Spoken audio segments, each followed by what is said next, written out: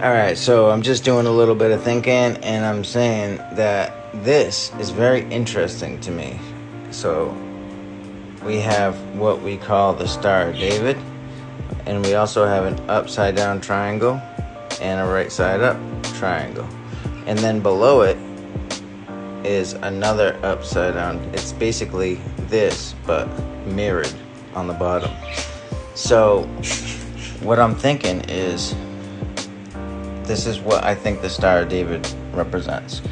Polaris, come down, and then there's the astral plane in the middle. And right here is the sun, the sun's rays, the moon's rays.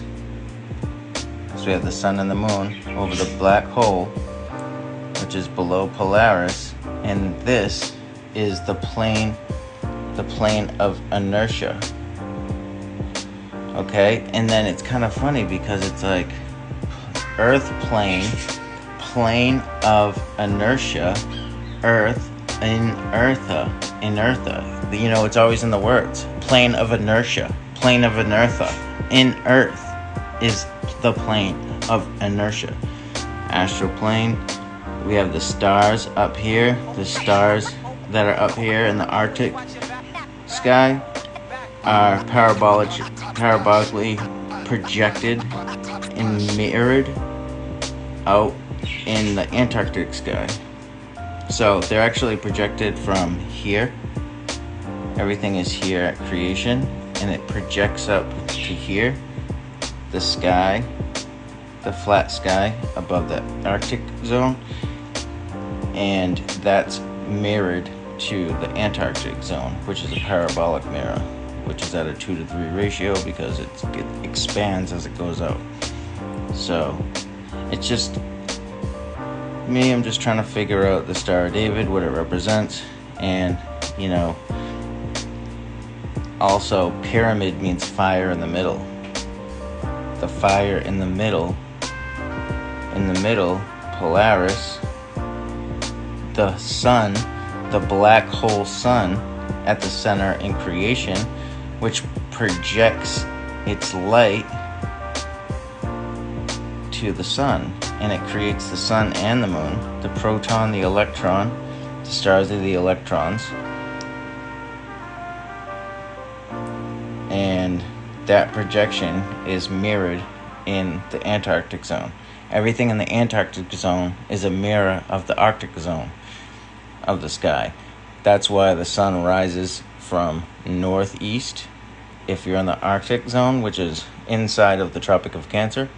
If you're outside the Tropic of Capricorn, on the outer ring, then, you know, Australia, South Africa, all around there, South America, then the sun rises from southeast. It rises from northeast, inside, from southeast, outside, because it's a mirror reflection. And the sun's analemma also is a mirror reflection. Okay, then the sun's analemma, you can just look at it. Look at the sun's analemma from, you had to put in from the northern hemisphere and from the southern hemisphere. But there's really two norths and two souths. The Tropic of Cancer and the Tropic of Capricorn are both south poles. Antarctica and the Arctic are the north poles. It's a dual system. It's like a double ring magnet with the tropics in the center, in between them, which is the dielectric. Okay? And also, if you want to learn more, I always give credit where credit's due. My teacher is Lindsay Harris from Tomb of Illumination, so always check him out. You know, this is my own work, just trying to figure out the meaning of the Star of David, but Tomb of Illumination, I've learned tons from him. Tomb of Illumination, and I've posted about him in my page, so if you go back to my older videos, I've literally written out Tomb of Illumination so you know how to spell it. Alright, thank you and have a great day. The earth is flat, and just remember that 99% of flat earthers don't really know exactly what they're talking about. They know the earth is flat, but they don't know how it all works. I'm trying to get to how it works. How does it really work? Explain the 24-hour sun in Antarctica. That can be explained. Okay? Because it's all magnetism, electromagnetism. Alright, so take care. And, just in case this is for entertainment purposes only, I'm a satire account, and anything I say shouldn't be taken seriously.